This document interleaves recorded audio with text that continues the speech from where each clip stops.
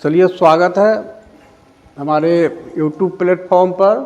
और आज हम लोग यूजीसी नेट पेपर 1 का हम लोग अध्ययन करेंगे। और ये जो पेपर 1 है ये हम लोग चूँकि दिसंबर 2000 ये आपको 25 का एग्ज़ाम तो हो चुका है। अब ये हम लोग जून 2026 के लिए अच्छी तरह से हम लोग नेट के जो फर्स्ट पेपर है उसका प्रिपरेशन करेंगे।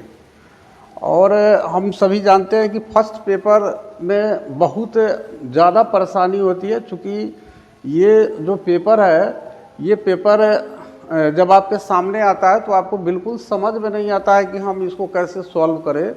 और चूँकि दोनों पेपर को, फर्स्ट पेपर और सेकंड पेपर, दोनों पेपर के मार्क्स को जोड़ करके और तब उसके बाद आपका जो रिजल्ट होता है, तो इस वजह से इसमें इस पेपर का बहुत ही बड़ा इम्पोर्टेंट रोल हो जाता है। सिर्फ आप अपने जो विषयगत आपका पेपर है, जो सब्जेक्ट है, उस पर आप फोकस करते हैं, उसमें आप अच्छे स्कोर करते हैं और ये पेपर आपका वीक हो जाता है। और इसका नतीजा होता है कि आपको जेआरएफ और नेट से आप वंचित रह जाते हैं। दूसरी चीज़ की, आपको अगर पीएचडी में भी अब आपको इनरोल होना है तो आपको नेट का ही एग्ज़ाम देना होगा। और ये जो यूजीसी नेट का जो हम लोग ये पेपर पढ़ा रहे हैं, तो सेम जो है स्टेट में जो सेट होता है, स्टेट एलिजिबिलिटी टेस्ट होता है, नेशनल एलिजिबिलिटी टेस्ट की तरह, या फिर बिहार में जो बेट होने वाला है, तो सबके लिए लगभग सेम सिलेबस है। इसलिए बहुत सारे हमारे बिहार के भी स्टूडेंट्स हैं जो असिस्टेंट प्रोफेसर बनना चाहते हैं और वो बेट के प्रिपरेशन, बेट का वेट कर रहे हैं कि कब बेट सरकार लाएगी, कब बेट लाएगी। और चूँकि साल में 2 बार जब नेट हो ही रहा है तो आप अपने प्रिपरेशन में लग जाइए। बेट को जब आना होगा तो आप उसमें अपीयर होइएगा। और सिलेबस जब सेम है और 2 बार साल में जब नेट हो रहा है, तो हम क्यों नहीं नेट को क्वालिफाई करें कि हम ऑल ओवर इंडिया में कहीं भी असिस्टेंट प्रोफेसर हम बनने के लिए एलिजिबल हो जाएंगे। और अगर आप बेट क्वालिफाई करते हैं तो सिर्फ आप अपने स्टेट के अंदर ही असिस्टेंट प्रोफेसर के लिए एलिजिबल होते हैं, अदर स्टेट के लिए आप एलिजिबल नहीं होते हैं। इसलिए जब हमको पूरे का पूरा सिलेबस पढ़ना ही है तो हम बेट पर या जो सेट है, किसी भी स्टेट एलिजिबिलिटी टेस्ट है, उस पर फोकस करने से ज़्यादा बेहतर है आपके लिए कि आप जो है नेट पर फोकस कीजिए। तो चलिए, आज से हमारा, चूँकि पहले हम सिलेबस पर एक नॉर्मल सा चर्चा किए थे, और हम लोग इसको क्या करेंगे कि ये नवंबर 2021 में जो एग्ज़ाम हुआ था उसके पीवाईक्यू को हम लोग एनालिसिस करेंगे।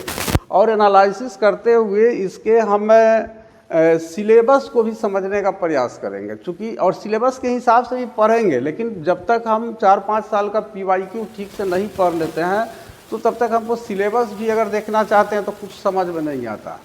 तो इसमें हमारा दोनों काम हो जाता है, सिलेबस भी पढ़ लेते हैं और प्लस हमारा जो ये आपका पीवाईक्यू है वो भी हो जाता है। तो चलिए, इसमें टाइम जो अलॉटेड रहता है इसको देखिए। ये आपको 1 घंटा इसके लिए टाइम अलॉट रहता है, 1 आवर।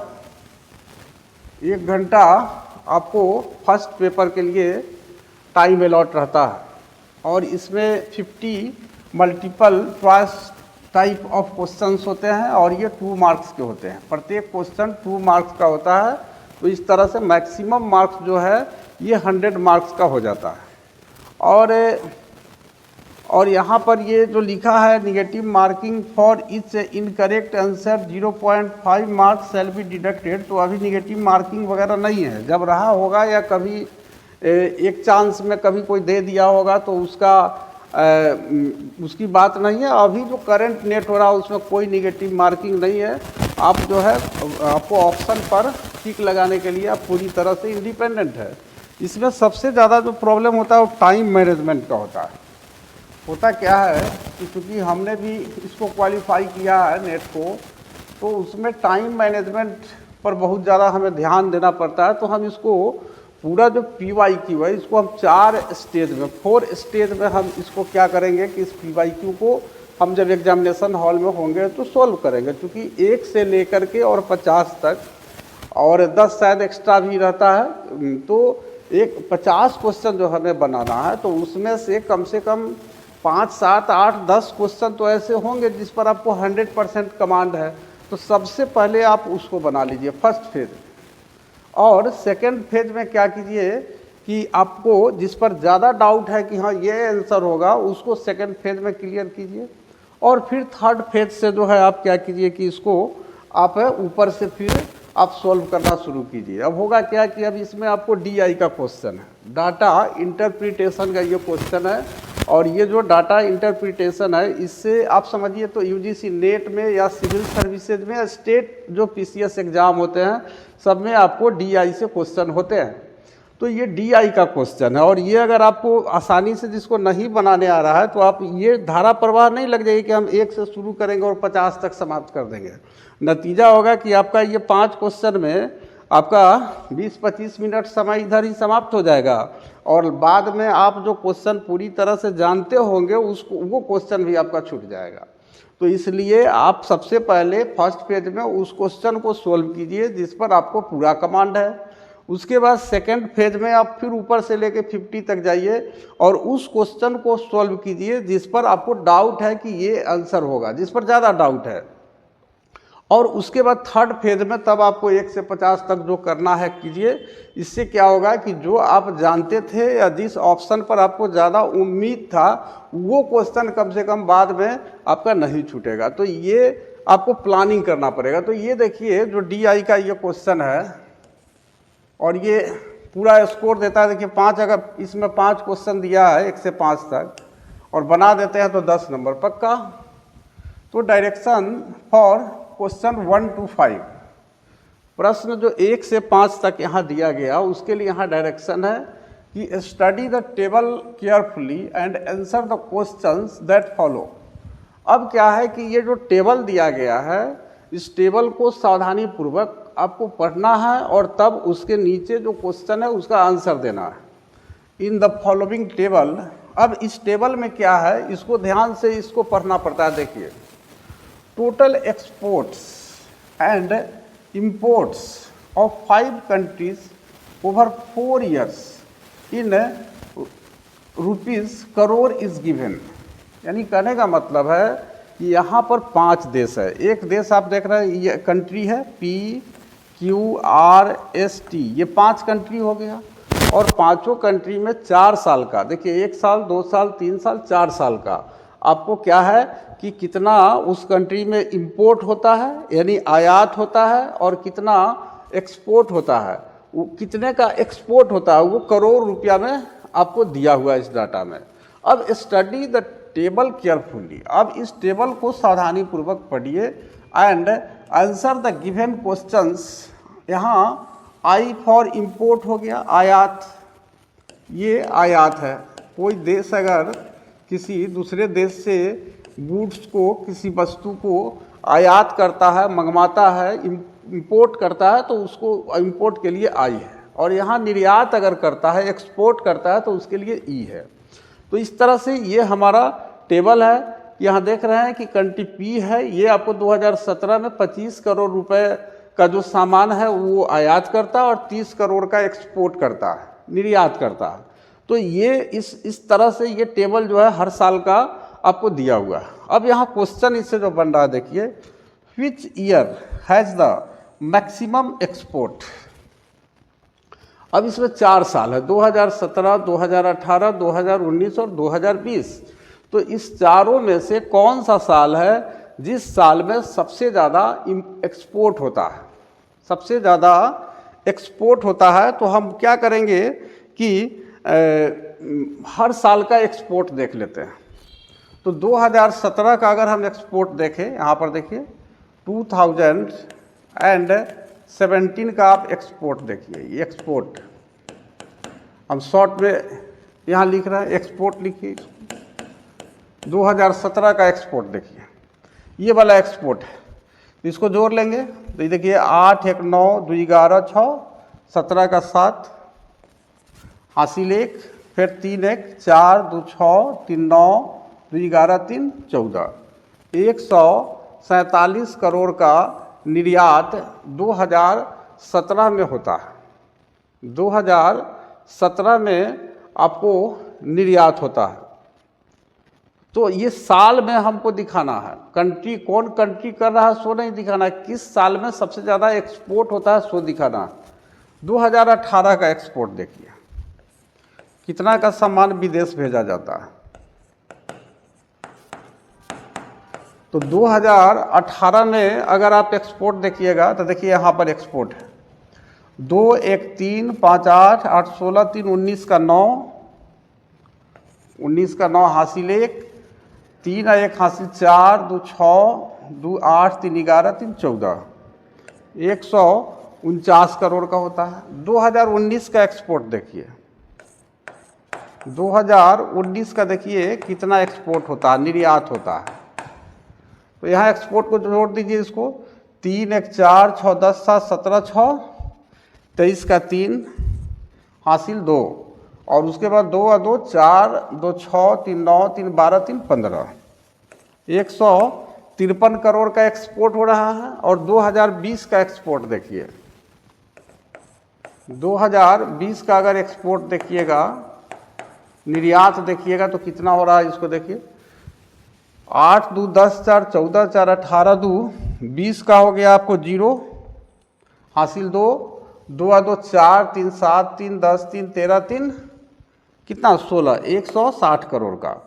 तो देखिए 160 करोड़, 153 करोड़, 149 करोड़ और 147 करोड़।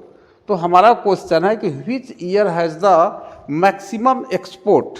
तो यहाँ पर हमारा 2020 में सबसे ज़्यादा एक्सपोर्ट होता है, निर्यात होता है। तो 2020 कौन सा ऑप्शन हो गया, डी हमारा करेक्ट ऑप्शन हो गया। तो इस तरह से अगर हम थोड़ा सा माइंड को कांस्टेंट करके डाटा इंटरप्रिटेशन के क्वेश्चन को बनाए तो जो भी डाटा आएगा, और ये देखिए 2 मार्क्स पूरी तरह से पक्का हो गया। और एक क्वेश्चन से आप जब आपको कितना खराब लगता है जब आप 2 नंबर से या फिर नॉर्मल 0 पॉइंट समथिंग परसेंटाइल से आप पीछे हट जाते हैं, तो उस समय यही सब क्वेश्चन जो आप मिस करते हैं ये आपको प्रॉब्लम होता है उस समय। तो देखिए दूसरा देखते हैं अब इस पर, इस डाटा पर सेकंड जो क्वेश्चन है उसको देखिए। ये डाटा भी तो नीचे रहना चाहिए ना, तभी तो हम लोग बना पाएंगे इसको। देखिए यहाँ पर, यहाँ से देखिए, अब देखिए सेकंड है which year has the minimum average import.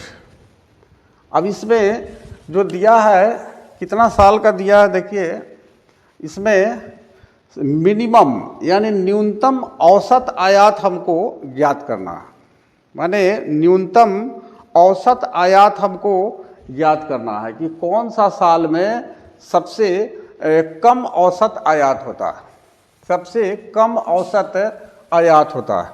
तो यहाँ देखिए औसत आयात निकालने के लिए हम क्या करते हैं, औसत आयात निकालने के लिए हम क्या करेंगे, 2017 का देखिए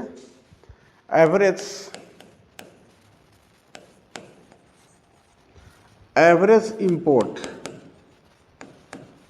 औसत आयात किस साल का, ऑफ 2017, 2017 का इंपोर्ट देखिए। देखिए 25, इसको जोड़ दीजिए, 6 2 8 4 12 8 20 और 5, 25 का 5 हासिल 2, 2 2 4 और 2 6 2 8 2 10 2 12, 125। और इसमें टोटल कितना देश हो गया, 1 2 3 4 5 गो का औसत निकालना है। तो 5 से इसको हम क्या करेंगे, डिवाइड कर देंगे, 5 से इसको डिवाइड कर देंगे हम। तो 5 से अगर हम इसको डिवाइड करेंगे तो कितना हो गया, 25 हो गया। हमको मिनिमम औसत क्या बताना है, एवरेज इंपोर्ट बताना है कि कौन सा साल में होता है। अब 2018 का देखिए, 2018 का औसत आयात देखिए, ये इंपोर्ट है 6 8 14 8 22 6 28 4 32 के 2 हासिल 3, और उसके बाद 3 1 4 1 5 2 7 2 9 2 11, 112/5। अब इसको फिर भाग दे दीजिए तो कितना हो जाएगा, 5 दूना 10, 11 में से 10 गया, एक पर 2 उतरेगा, एक पर 2 12, तो 12 में लगाएंगे तो 5 दूना 10। अब 12 में से 10 गया 2, उस पर दशमलव उतरेगा, 20 हो जाएगा। तो 5 का 20 यानी 22.4 आ रहा है औसत आयात 2018 का। और 2019 का देखिए औसत आयात कितना है। 2019 का औसत आयात देखिए यहाँ पर, तो 6 2 8 2 10 9 19 8 27 के साथ 27 के साथ और हासिल 2, तो ये 2 6 8 10 9 19 8 27 के साथ हासिल 2, 1 3 1 4 3 7 2 9 2 11 117। और फिर संख्या कितना है 1 2 3 4 5, जितना से रहता है औसत निकालने के लिए हम उतना ही से भाग दे देते हैं। तो फिर इसको भाग देंगे, अगर यहाँ भाग नहीं, हम लोग तो ऐसे दे ले सकते हैं, लेकिन आपको अगर कठिनाई होता है तो आप यहाँ पर 117 लिख करके दे सकते हैं। 5 दूना 10, 1 7 5 तिया 15, 2 दशमलव दे करके 0 और 5 चौका 20, 23.4 हो रहा है यहाँ पर, इसका 23.4 हो रहा है। और लास्ट देखिए 2020 का औसत आयात 3 1 4 8 12 6 18 2 20, 20 का हो गया 0 हासिल 2, 2 4 2 6 2 8 2 10 2 12, 120 भागा क्या हो गया आपको 5 गो है, 1 2 3 4 5, तो 5 से इसको डिवाइड कर देंगे 120 को, 20 लिखिए इसको बटा 5, तो ये हो गया 24 × 5 120। अब देखिए सबसे मिनिमम किस साल है, ये 2018 में आपको 22.4 जो है हमारा औसत है, इंपोर्ट है। 2018 में सबसे कम औसत आयात है। देखिए 2017 में 25 करोड़ औसत आयात होता है, 25 करोड़ का, 18 में 22.4 करोड़ का, और आपको ये 19 में 23.4 करोड़ का, और ये आपको जो 2020 है लास्ट वाला, 2020 था 17, ये आपका 19 है, 19 के बाद 20 है, 17 18 19, ये 2020 का यहाँ पर वाला था, तो ये 24 है, 24 करोड़। तो सबसे कम कौन है मिनिमम, ये 22.4 है, और 22.4 किस में 2018 में, तो 2018 में जो हो रहा है ये हमारा सही आंसर हो गया। तो इस तरह से आपने देखा कि आपका जो ए था उसका आंसर कितना था, ए का आंसर अगर हम लोग देखें तो ए का आंसर हमारा जो था वो आप ऊपर उसको रिपीट में देखें ही होइएगा। अब चलिए यहाँ पर तीसरा हम क्वेश्चन देखते हैं, third question, which country has the maximum percentage of profit increase from 2019 to 2020। अब इसमें से जो ये 5 देश दिया है, तो इस 5 देश में से कौन सा कंट्री है, 4 कंट्री यहाँ ऑप्शन में दिया है, एक कंट्री पी है, एक क्यू है, एक आर है, एक और एक एस है। इसमें 2019 से 2020 के बीच में, 2019 और 2020 के बीच एक कंपैरिजन किया है, तुलना किया है कि विच कंट्री है the maximum percentage of profit. इसमें जो कह सकते हैं कि जो लाभ का प्रतिशत है, प्रॉफिट का जो परसेंटेज है, वह आपको किस कंट्री में 2019 से 20 में ज़्यादा है। तो मैक्सिमम जो प्रॉफिट परसेंटेज है, इसको निकालने के लिए हम लोग क्या करेंगे कि इसमें 2019 और 20 में इस चारों कंट्री का हमें देखना पड़ेगा। तो इसमें अगर देखा जाए तो 2019 में जो एक्सपोर्ट होता है कंट्री पी में, यहाँ देखिए कंट्री पी को हम पहले ले करके चलते हैं। इसमें एक्सपोर्ट भी देखना होगा और इंपोर्ट भी देखना होगा। ये चीज़ है कि एक्सपोर्ट भी देखना होगा और इंपोर्ट भी देखना होगा। तो 2019 और 20 में ही हमको कंपैरिजन करना है, तो सिर्फ 19 और 20 का ही हम डाटा लेंगे। और 19 और 20 का अगर हम डाटा लेते हैं तो यहाँ पर आप देख रहे हैं कि 19 में देखिए कंट्री पी का, ये कंट्री पी का देखिए 2019 में कितना परसेंट जो है इसका प्रॉफिट जो है इंक्रीज कर रहा है। ये आपको इंक्रीज दिखाना है, कितना परसेंट आपको कंट्री पी का प्रॉफिट इंक्रीज कर रहा है। ये वाला ही हम ऑप्शन लेंगे, इस यहाँ से नहीं लेंगे क्योंकि ये वो गायब है, हमको इसी 4 में से ना कोई होगा। तो अगर यहाँ देखा जाए तो इसके लिए एक फॉर्मूला दिया है कि profit is equal to export minus import. तो 2019 का आप एक्सपोर्ट देखिए कितना है 36 करोड़ कंट्री पी में, और इंपोर्ट कितना है 28 करोड़। तो एक्सपोर्ट में से इंपोर्ट को घटाना है, यानी ई माइनस आई है, एक्सपोर्ट माइनस इंपोर्ट है, तो ये 36 माइनस 28 हो गया।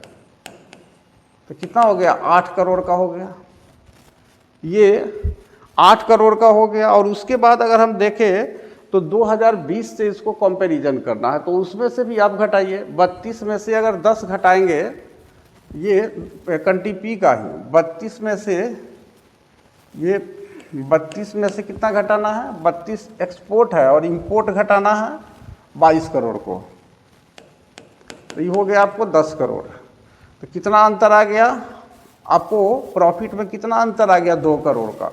तो परसेंटेज अगर हमें निकालना होगा तो हम परसेंटेज कैसे निकालेंगे? परसेंटेज निकालने के लिए हम लोग क्या करेंगे कि आपको 2 गुना 100 कर देंगे, 2 गुना 100, 100 से गुना किया जाता है परसेंटेज निकालने के लिए, बटा कितना में वृद्धि हो रहा है 2 करोड़ का, तो 8 में हो रहा है, तो ये इतना परसेंट हो गया, इंक्रीजमेंट हो गया। तो 2 चौका 8 और 4 से कट गया, ये 25 चौका 100, यानी 25% का इंक्रीजमेंट कंट्री पी में हमें दिखाई दे रहा है। उसके बाद हम चलते हैं, दूसरा हमारा है कंट्री क्यू में 19 और 20 में कितना परसेंट का प्रॉफिट इंक्रीजमेंट हो रहा है। तो अब हमें देखना है कौन क्यू का, क्यू का देखिए 2019 में।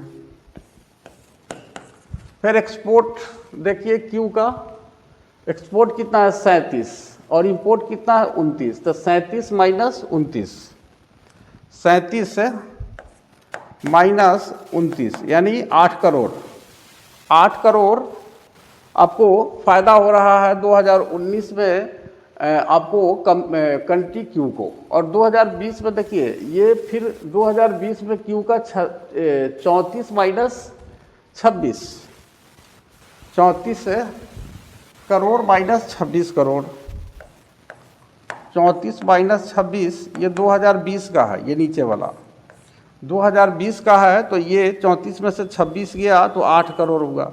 अब देखिए 8 करोड़ का ये आपको 2019 में भी इसका लाभ है, और इसका जो प्रॉफिट है वह 2020 में भी 8 करोड़ का है।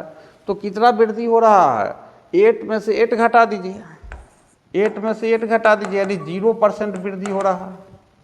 0% आपको कंट्री क्यू में वृद्धि हो रहा है, और हमें तो बताना है कि maximum percentage of profit increase दिखाना है हमको। अब हम लोग चलते हैं कंट्री किस में, आपका ऑप्शन देखिए कंट्री आर में चलते हैं।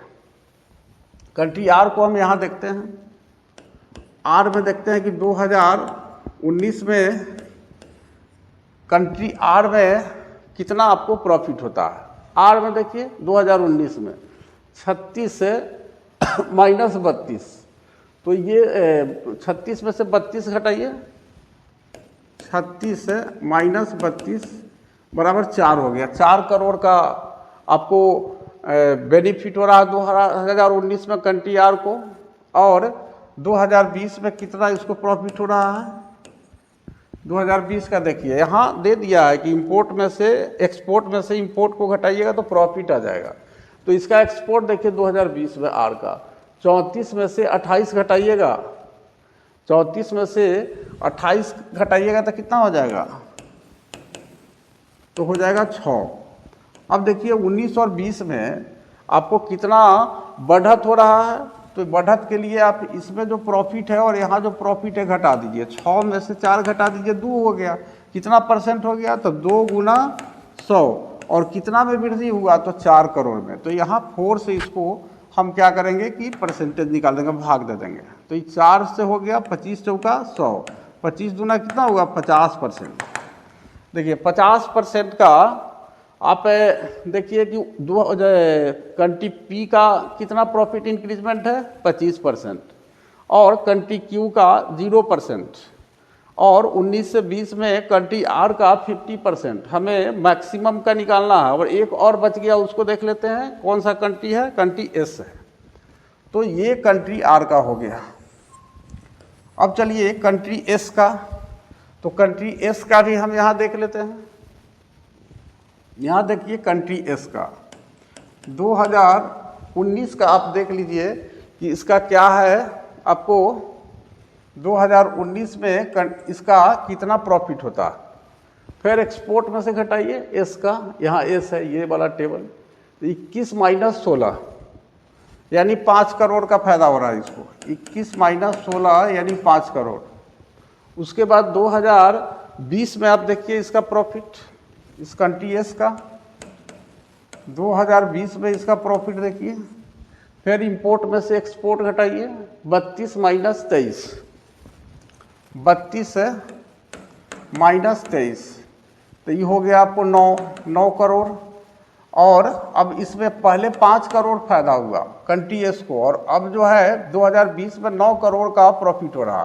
तो कितना जो है प्रॉफिट इंक्रीजमेंट हो गया, कितना बढ़ गया, तो 9 माइनस 5 यानी 4 करोड़ बढ़ गया। तो 4 करोड़ बढ़ने का मतलब कि 4 गुना 100, और पहले कितना था, 5 था, तो 5 से इसको ये कर दीजिए, तो 5 से इसको काटेंगे तब 20, 20 चौका कितना हो गया, 80% हो जा रहा, ये 80% हो जा रहा। ये 80% सही है। 9 में से 5 गया 4, और 4 ये 5 करोड़ था, ठीक तो है। ये देखिए एस वाला डाटा, एस ही है ना, हाँ एस है। एस का देखिए ये 2019 21 में से 16 गया 5, सही है। और उसके बाद 20 में 32 में से 23 गया, 23 और 9 32, 9 सही है। 9 में से 5 गया 4, 4 गुना 100 बटा 5 यानी 5 से ये 20 25 100 20 का 80%।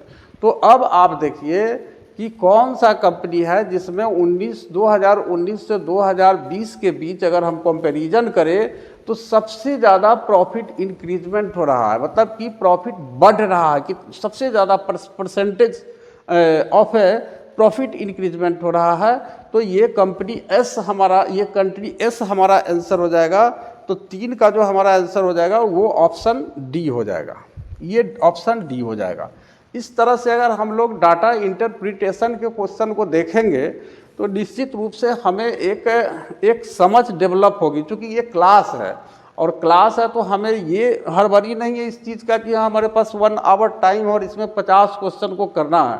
हमें इस DI का कॉन्सेप्ट आपको समझाना है, ताकि फ्यूचर में जून में जो आपका नेट का एग्ज़ाम होगा उसमें अगर DI का ऐसा डाटा आता है तो फिर आपको परेशानी नहीं हो। उसके बाद चलिए नेक्स्ट जो हमारा है क्वेश्चन है 4 नंबर, चौथा देखिए।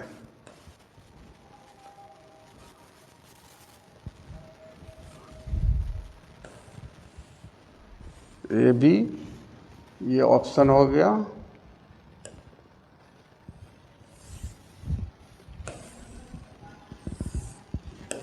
ए बी, हाँ वहाँ पर बाकी 2 ऑप्शन उधर है। ये चौथा क्वेश्चन का बाकी 2 ऑप्शन जो हम देख रहे हैं उस साइड में। तो ये तो लफड़ा है, लेकिन क्वेश्चन देखिए, क्वेश्चन देख लेंगे उसके बाद हम लोग आंसर निकाल लेंगे। देखिए ये जो क्वेश्चन है डाटा सामने रहना चाहिए। Find out the ratio of export done by country S and T. यहाँ 2 कंट्री की बात हो रही है, एक है कंट्री एस ये वाला, और एक है कंट्री टी। एक देश ये है, एक देश है एस और एक देश है आपका टी। तो इस दोनों के द्वारा ड्यूरिंग 2017 टू 2020 2017 से 2020 के बीच जो आपको क्या कहा जाता है, जो एक्सपोर्ट किया जाता है, उस एक्सपोर्ट का हमें क्या करना है, रेशियो बताना है। तो अगर हम देखें तो export done by country S, अब कंट्री एस के द्वारा कितना एक्सपोर्ट किया जाता है ये हम लोग देखते हैं। अब कंट्री एस के द्वारा कितना एक्सपोर्ट किया जाता है, एस का एक्सपोर्ट हम देखते हैं, उसके बाद रेशियो निकाल लेंगे। तो कंट्री एस कितना एक्सपोर्ट करता है, ये आपका 1 मिनट, ये डाटा ऊपर ईयर भाग गया।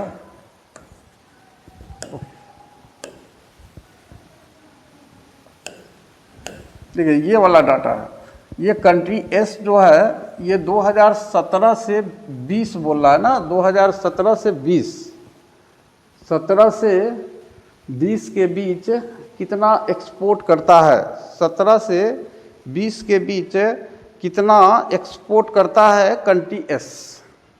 तो देखिए यहाँ पर एक्सपोर्ट जोड़िए, ये 28, उसके बाद 2018 में भी 28 करोड़, 2019 में 21 करोड़ और 2020 में 32 करोड़। कितना एक्सपोर्ट किया कंपनी एस 2017 से लेकर के 2020 तक?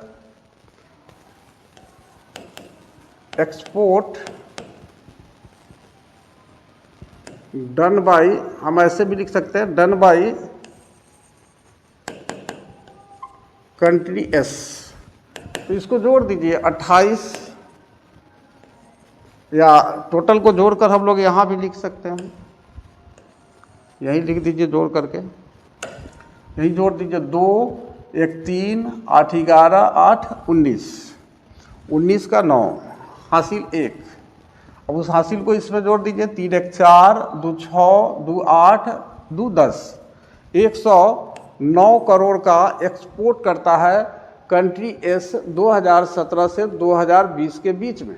अब चलते हैं कंट्री टी से, इसको कंपैरिजन करने के लिए करा। कंट्री एस का हम देख लिए कितना एक्सपोर्ट किया, कंट्री टी का देखिए, ये कंट्री टी का एक्सपोर्ट देखिए, ये आपको 31 करोड़, यहाँ देखिए एक्सपोर्ट है 33 करोड़, यहाँ देखिए एक्सपोर्ट है 23 करोड़ और यहाँ देखिए एक्सपोर्ट है 28 करोड़। तो इसको अगर हम जोड़े तो 8 3 11, 3 14, 1 15, ये कंट्री टी का, कंट्री टी का कितना हुआ? ये कंट्री टी का 8, सॉरी ऊपर वाला है ना, नीचे वाला 8 3 11, 3 14, 1 15 के 5, हासिल 1, 2 1 हासिल जोड़ दीजिए, 3 2 5, 3 8 3 11, 115 करोड़ का ये कंपनी टी जो है 2017 से लेकर के 2020 तक निर्यात करता है, एक्सपोर्ट करता है। और कंपनी एस जो है 2017 से 2020 तक 109 करोड़ का निर्यात करता है। तो अब इस दोनों का रेशियो क्या हो जाएगा? तो सीधा दोनों का रेशियो हो जाएगा 109 बटा 115, 109 बटा 115 है, यही तो है ऑप्शन ए वाला, यही तो हमारा आंसर हो जाएगा।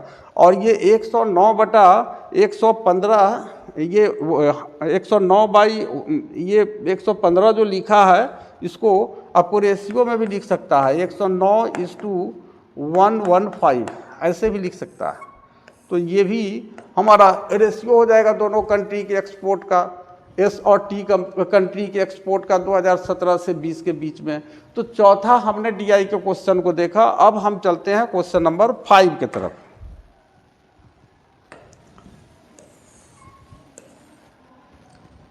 अब चलिए क्वेश्चन नंबर 5 को हम लोग देखते हैं।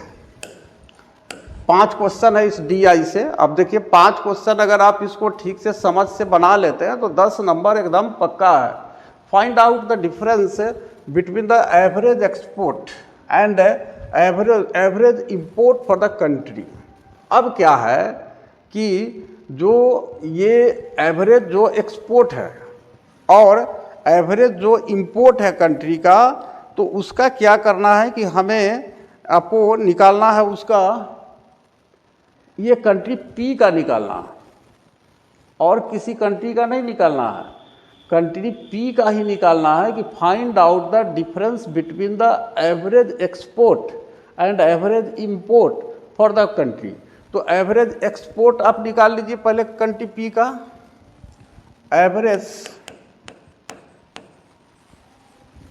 Average export of country P. अब ये जो देश पी है इसका औसत निर्यात पहले हम लोग देख रहे हैं। चूँकि पहले एक्सपोर्ट और इंपोर्ट दोनों का जो डिफरेंस हमें, मतलब कितना अंतर है, कितना निर्यात करता है और कितना आयात करता है, आयात और निर्यात में कितना डिफरेंस है, कितना अंतर है, ये हमें बताना है। तो यहाँ पर हमें कंट्री पी का औसत एक्सपोर्ट देखना है। तो पी का एक्सपोर्ट देखिए, ये 30 करोड़, 32 करोड़, 36 करोड़ और 32 करोड़। तो इस चारों को जोड़ दीजिए, और चूंकि चार एक्सपोर्ट है तो 4 से भाग दे देंगे। तो 2 और 6 कितना हुआ, 8, 2, 10 के 0 हासिल 1, 3 और 1 हासिल 4, 3 7, 3 10 और 3 13, 130/4। तो इसको अगर हम काटेंगे तो आप देखिएगा 4 तिया 12 हो जाएगा, 4 तिया 12 हो जाएगा। 13 में से 12 घटाइएगा, 1 आएगा, 1 पर 0 उतरेगा तो 10 हो जाएगा। 10 में अब 4 से भाग लगाएंगे तो 4 दूना 8 हो जाएगा। 10 में से 8 घटेगा तो 2 बचेगा, और 2 में 4 से भाग नहीं लगेगा तो दशमलव देकर 2 पर 0 देंगे तो 20 हो जाएगा, और फिर 4 पचे 20 हम कर देंगे। तो 32.5 करोड़ का औसत जो है ये आपको निर्यात करता है कौन, कंपनी पी। और उसके बाद इसका आयात देखिए कि एवरेज इंपोर्ट क्या है इसका, कंट्री पी का average import of country P. अब देखिए कंट्री पी का जो बच गया वो क्या है, ये जो घेरा हुआ है तो इंपोर्ट है, सॉरी एक्सपोर्ट है, और जो बच गया वो क्या है, इंपोर्ट है। तो इंपोर्ट को भी आप जोड़ लीजिए, 1 2 3 4 इंपोर्ट है, चारों इंपोर्ट को जोड़ से 4 से भाग दे दीजिए तो हमको एवरेज इंपोर्ट निकल जाएगा। तो 2 8 10 4 14 5 19 का 9 हासिल 1, उसके बाद 2 1 हासिल 3 2 5 2 7 2 9 99 बटा कै हो गया आपको ये इंपोर्ट, 1 2 3 4, तो 4 से भाग दे दीजिए। अब 4 से 99 में आप भाग दीजिएगा तो कितना आएगा देखिए एवरेज आयात, ये 4 दूना 8, 1 9, 4 चौका 16, 3 दशमलव देकर 0 दीजिए तो ये 4 सत्ते 28, 30 में से 28 गया, 2 पर 0, 4 पचे 20, यानी 24.75, ये आता है आपका 24.75। तो यहाँ देखिए 32.50 इसको हम लिख सकते हैं, और इसको 24.75 हम इसको लिखेंगे। अब इसका डिफरेंस हमें निकालना है, आयात एक्सपोर्ट और इंपोर्ट का डिफरेंस निकालना है। तो डिफरेंस का मतलब है कि अंतर, यानी उसको घटा दीजिएगा, डिफरेंस निकल जाएगा। डिफरेंस हमारा हो गया कितना, 32.5 एक्सपोर्ट है, 32.50 कर दीजिए इसको, माइनस इंपोर्ट हो गया 24.75। तो 24.75 को हम क्या करेंगे कि इसमें से घटा देंगे,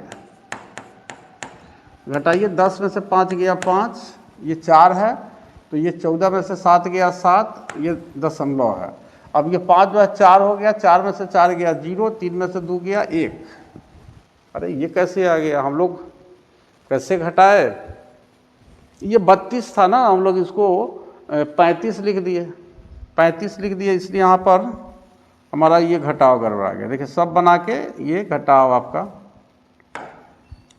यहाँ पर 32.50 है।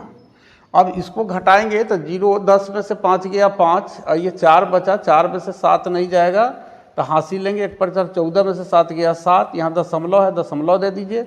अब ये 1 बचा, तो 11 में से 4 गया, तो यहाँ कितना आ गया, ये आपको 32 है, और यहाँ पर कितना था, यहाँ तो कुछ और था ना, 24.75 था।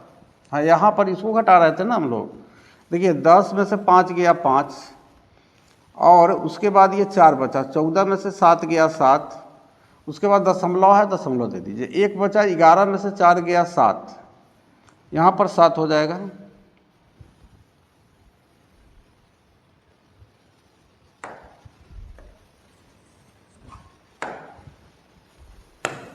घटाव इसका अपना देख लीजिएगा, 11 में से कितना गया, 4 गया 7, और ये 2 बचा, 2 से 2 कट गया, कैंसिल हो गया। तो 7.75 करोड़ का आपको कंट्री पी का जो है निर्यात और आयात के बीच अंतर है। तो इस तरह से हमारा जो क्वेश्चन नंबर 5 है उसका ऑप्शन बी हमारा ये करेक्ट आंसर हो गया।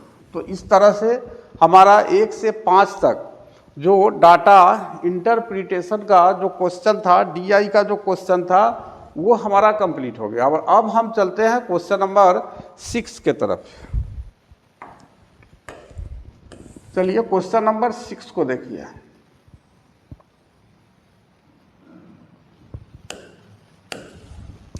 Given below are 2 statements.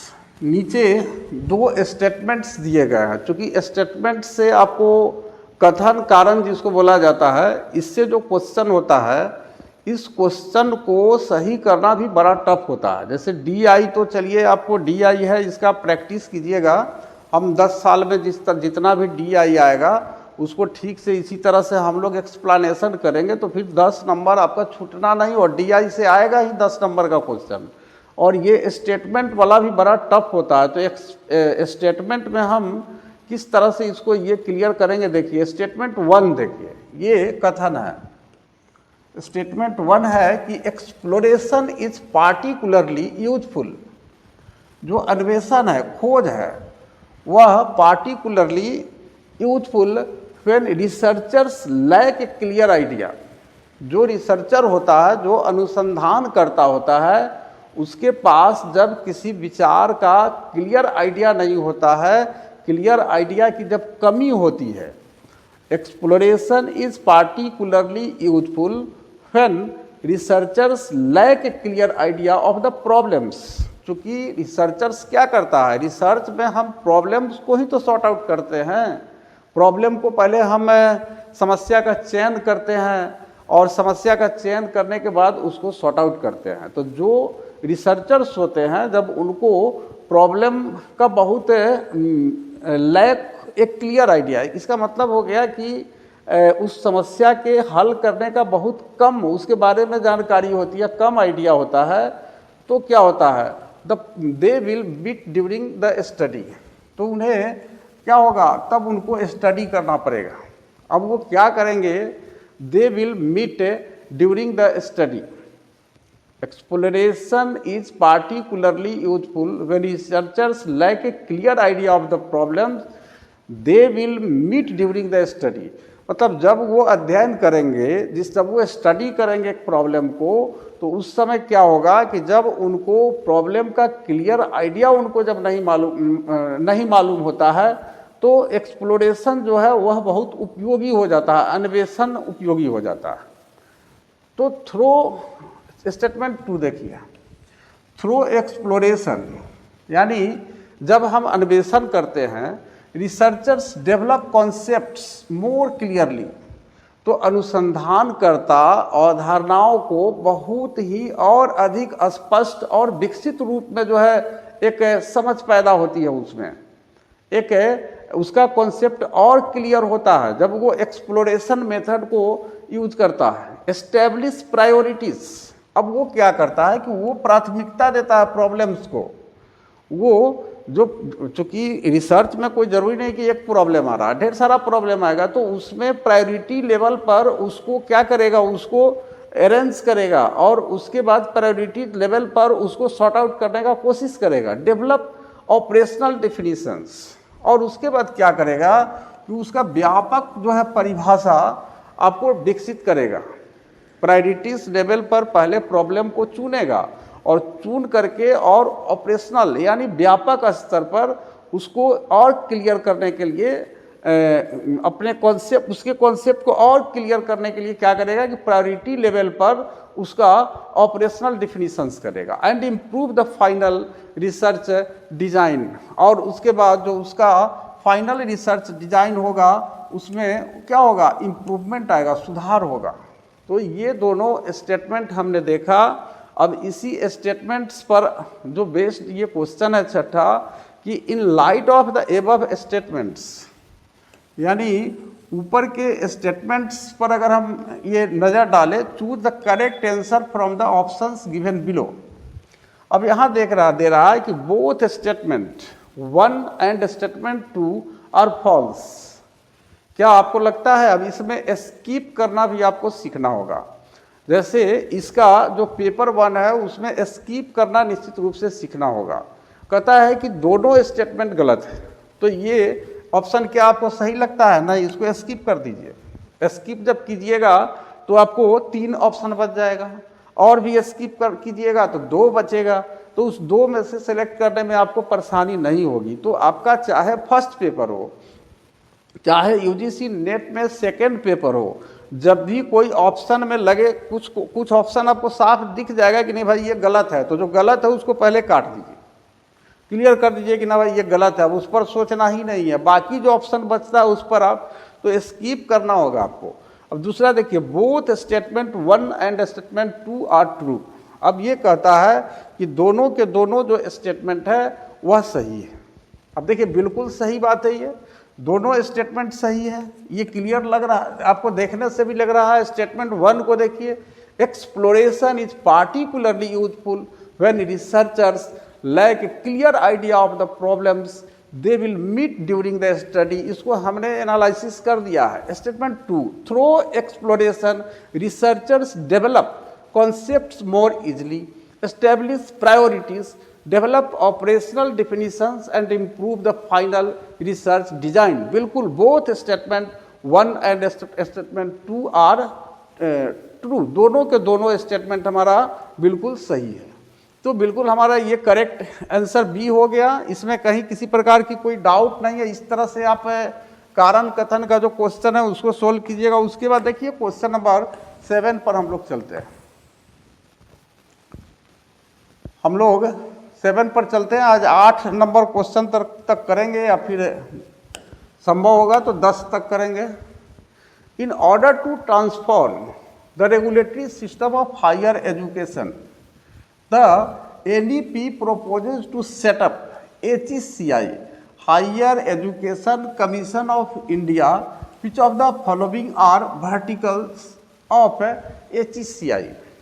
अब आप देखिए यहाँ पर कि in order to transform the regulatory system of higher education, आज के समय में हम देख रहे हैं कि जो उच्च शिक्षा है, जो हायर एजुकेशन है, उसको रेगुलेट करती है कौन? यूजीसी। तो यूजीसी यानी यूनिवर्सिटी ग्रांट कमीशन जो है उसको रेगुलेट करती है। तो वो हमारा क्या है? रेगुलेटरी बॉडी है। तो इसको ट्रांसफॉर्म करना है, इसके रूप को हम चेंज कर रहे हैं। तो चेंज करने में क्या हो रहा है? The NEP new education policy proposes to set up HECI, वो जो है से उसका एक प्रस्ताव है कि हम एक HECI को एस्टेब्लिश करेंगे। इसको एस्टेब्लिश करेंगे, HECI को हम एस्टेब्लिश करेंगे। और ये जो एस्टेब्लिश करेंगे HECI को, यानी higher education commission of India, इसका फुल फॉर्म होगा। तो ये जो higher education commission of India है, ये क्या करेगा कि अब हमारे हायर एजुकेशन को रेगुलेट करेगा। तो इसके संदर्भ में अगर देखा जाए कि which of the following are verticals of HECI, तो अगर हम देखें कि HECI में अगर ऊपर से नीचे तक अगर हम देखें कि किस प्रकार से उसका स्टेयर होगा, जैसे मान लीजिए कि सबसे टॉप पर ये HECI का क्या करेगा, सेकंड काम क्या होगा, थर्ड जो रेगुलेटरी बॉडी है क्या होगा, यानी HECI जो बना रहा है तो इसका जो हायर एजुकेशन को रेगुलेट करने के लिए, तो उसके लिए कई जो है हम सब कह सकते हैं कि एक कॉन्स्टिट्यूएंट्स यानी उसके सपोर्टिंग बॉडी होगा। तो सपोर्टिंग बॉडी को हमारे वर्टिकल्स यानी ऊपर से नीचे के क्रम में हमको अरेंज करना है।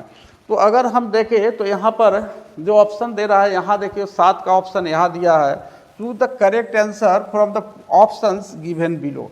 अब इस तरह का जो होता है ना, इसमें बहुत ही ज़्यादा आपको समस्या आ जाती है, बहुत ज़्यादा प्रॉब्लम होता है इसको भी, इस ऑप्शन को भी सिलेक्ट करने में।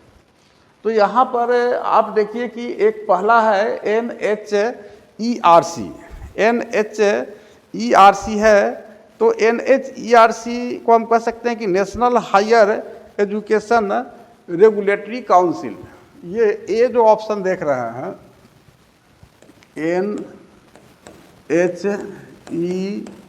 NHERC, national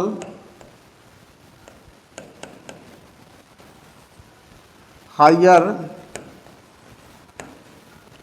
education regulatory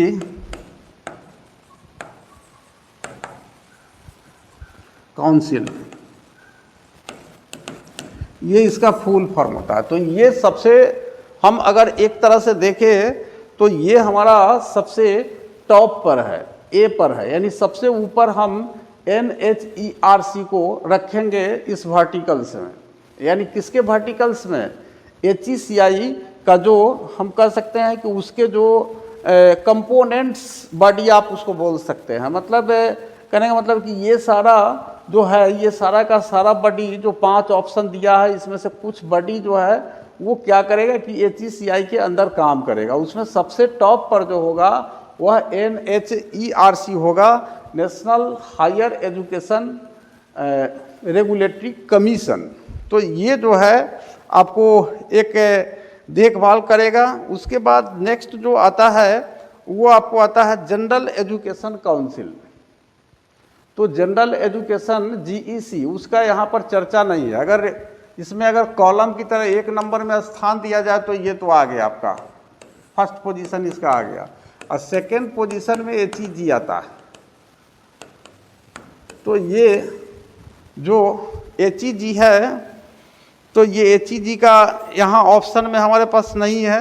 GEC, sorry GEC, HEG नहीं, GEC जनरल एजुकेशन काउंसिल, ये GEC है, HEG नहीं, GEC, ये सेकेंड पोजीशन पर है, ऑप्शन में नहीं है। तो भाई इसको हटाइए। अब जो 3 नंबर पर जो आएगा उसको हम लोग देखते हैं। तो 3 नंबर पर हमारा आ जाएगा HEGC। HEGC तो हायर एजुकेशन ग्रांट काउंसिल है। ये जो HEGC देख रहे हैं, ये इसका नाम है हायर एजुकेशन ग्रांट काउंसिल। तो ये हायर एजुकेशन ग्रांट काउंसिल जो देख रहे हैं, ये आपका, ये HECI का ही एक पार्ट है, लेकिन ये सबसे टॉप पर अगर देखिएगा तो NHERC है, और उसके बाद GEC है, और GEC यहाँ ऑप्शन में नहीं है। तो उसके बाद हमारा ये आ जाता है जिसका नाम है HEGC higher education grant council. ये जो है उसको रेगुलेट करने में, हायर एजुकेशन को रेगुलेट करने में कोऑपरेट करेगा। और उसके बाद NAC है, और NAC पहले से है। तो NAC के बारे में सब लोग जानते हैं कि नेशनल एक्रेडिटेशन काउंसिल है। ये नेशनल NAC जो है, इसके बारे में ये पहले से भी, चूँकि जो UGC है तो वो क्या करती है कि नेशनल उसको हम बोलते हैं कि ये एक्रेडिटेशन काउंसिल है।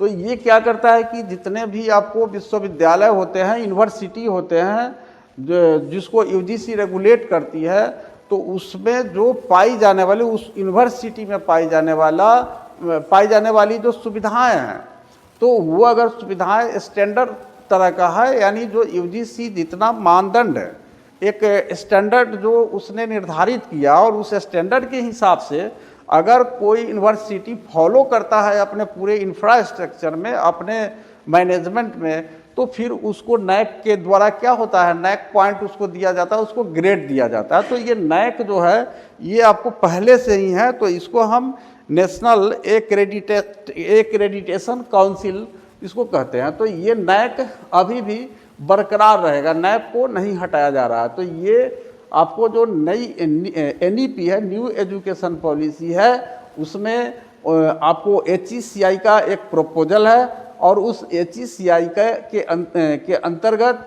जो वर्टिकली जो आपको कोऑपरेटिव है, हम कह सकते हैं इंस्टीट्यूशंस होंगे, उसमें पहला स्थान NHERC का होगा, दूसरा स्थान GEC का होगा, और तीसरा आएगा आपको HEGC, और उसके बाद आपको NSC आएगा, और NAS और आपको NCIVE, ये जो है इसका कोई रिलेशन नहीं है हमारा किससे, ये आपको higher education commission of India HECI से NAS और NCIVE का कोई किसी प्रकार का कोई रिलेशन नहीं है।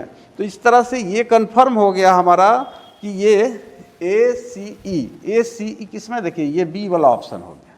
तो इसका आंसर हमारा हो गया ऑप्शन बी, इसका करेक्ट आंसर हो गया। आप लोग हमें अपना एक्सपीरियंस निश्चित रूप से कमेंट करके शेयर करेंगे, क्योंकि बहुत सारे प्लेटफॉर्म है जो अभी के समय में हम समझ रहे हैं कि प्रोफेशनल ढंग से आपको पढ़ा रहा है यूट्यूब पर, और आप वहाँ से क्या गेन करते हैं, यहाँ से आपने क्या एक एक्सपीरियंस लिया, तो वो निश्चित रूप से आप हमको शेयर करेंगे। अगर हमें लगता है कि आपको लगता है कि कोई कमी होगी, तो निश्चित रूप से हम और इसको सुधार करने का कोशिश करेंगे। ये हमारा पहला लेक्चर था, और इसके बाद हम आगे जो है हम फिर PYQ को आगे बढ़ाएंगे। 2021 नवंबर का ये PYQ चल रहा है, और आपको इससे कॉन्सेप्ट की कितनी समझ हो रही है ये ज़रूर बताएंगे। और चैनल को निश्चित रूप से सब्सक्राइब कर लेंगे, ताकि आपको नोटिफिकेशन जो है मिलता रहे, और अपने फ्रेंड सर्किल में भी आप इस चैनल को शेयर करेंगे, ताकि लंबे समय तक, यानी जून जो आपका 2026 का जो UGC नेट का एग्ज़ाम है, वहाँ तक आपको पूरी तरह से हम फर्स्ट पेपर का प्रिपरेशन करवा दें, और वहाँ जाए तो आपको उस एग्ज़ाम में किसी प्रकार का डाउट आपको फर्स्ट पेपर में नहीं रहे। तो इसी के साथ, इसी रिक्वेस्ट के साथ आज का हम जो लेक्चर है यही समाप्त करते हैं।